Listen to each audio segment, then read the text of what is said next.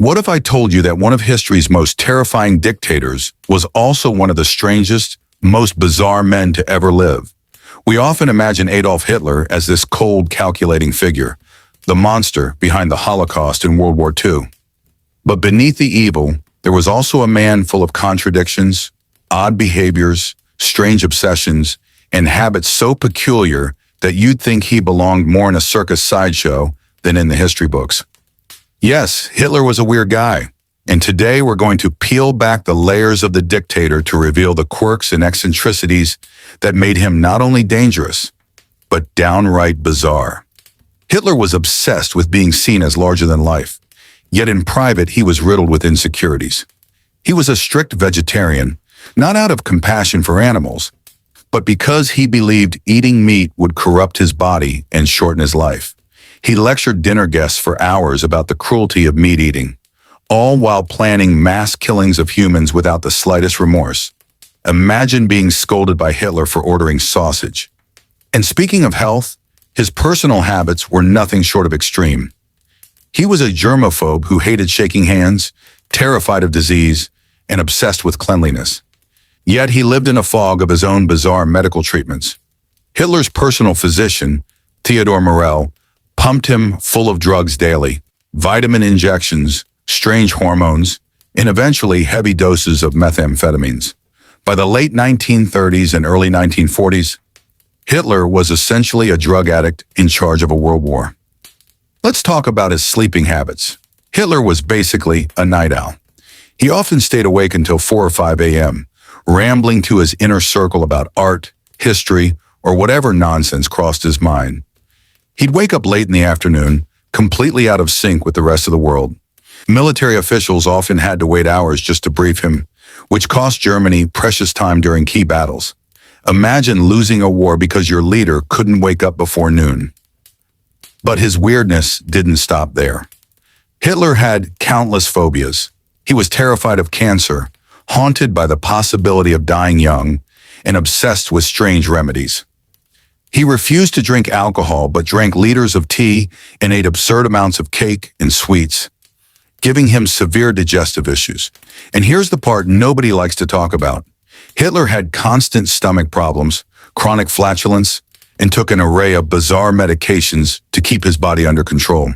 Imagine the Führer of the Third Reich pacing around his bunker, high on meth while complaining about stomach cramps. Then there were his bizarre beliefs. Hitler was deeply interested in the occult, astrology, and pseudoscience. He surrounded himself with people who believed in mystical forces and racial myths, shaping Nazi ideology around half-baked theories. He believed in destiny, signs, and omens, often making huge political and military decisions based on nothing more than superstition. Even his personal relationships were unusual. He was notoriously awkward around women. Despite being worshipped by female fans, Hitler kept his relationships secret. His niece, Geli Raubal, lived with him for years under conditions so controlling that many historians describe it as disturbing, even abusive. When she died under suspicious circumstances, it left Hitler devastated and shaped his twisted view of intimacy. Later, he had a relationship with Eva Braun, but he kept her hidden from the public until the very end. To the outside world, Hitler appeared almost monk-like, as if he were too devoted to Germany to have a love life. But behind closed doors, he was insecure, controlling, and possibly impotent, a strange mix of dictator and dysfunctional boyfriend. Now let's talk about his strange routines. Hitler was obsessed with watching movies, especially cartoons and Hollywood films. Yes, the same man who despised degenerate American culture would sit for hours watching Mickey Mouse. He loved slapstick comedies too, laughing hysterically at scenes that others found childish. It's almost ironic. Hitler, the architect of one of history's darkest regimes, giggling at Donald Duck. And his taste in art? He considered himself an artist first and foremost, even before politics. He spent years painting mediocre watercolors of buildings and landscapes, which nobody wanted to buy. Rejected twice from art school, Hitler carried that bitterness for the rest of his life. Some historians even argue that his rejection from Vienna's Academy of Fine Arts was the turning point that eventually led him down the path of dictatorship. It's chilling to think, If just one art professor had accepted his portfolio, the world might have avoided World War II.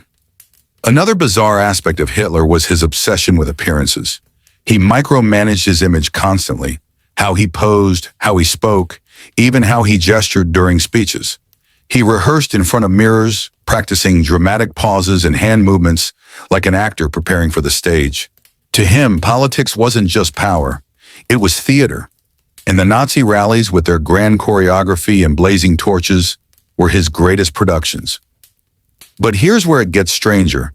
Hitler was a failed artist who became the star of his own political play. He cast himself as Germany's savior, directed the narrative, and forced the world to watch. The irony is hard to miss. Of course, the weirdest part of Hitler's life was how he combined all of these personal oddities with ruthless brutality. He could spend an evening lecturing his guests about the virtues of vegetarianism and animal rights, then sign off on mass executions the next morning without a flicker of hesitation. He loved dogs, especially his German shepherd, Blondie, yet showed no compassion for human suffering. He banned animal testing in Germany, but turned around and used humans for horrific experiments in concentration camps. And then there were his military decisions, which often seemed more like ego-driven tantrums than strategy. He ignored his generals, made choices based on gut feelings, and constantly micromanaged battles he barely understood.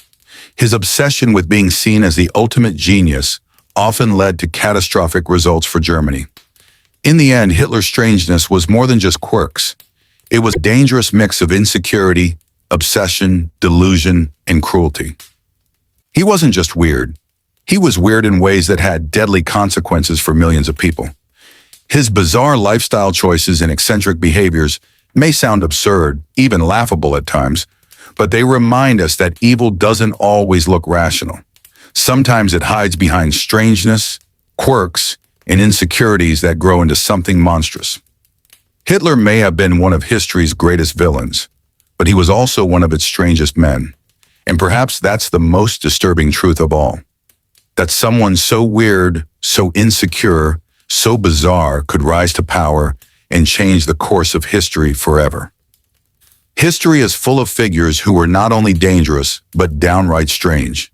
If you want to hear more bizarre, shocking, and hidden stories from the past, make sure to hit that like button, subscribe to the channel, and turn on notifications so you don't miss what's coming next. Because trust me, this is just the beginning.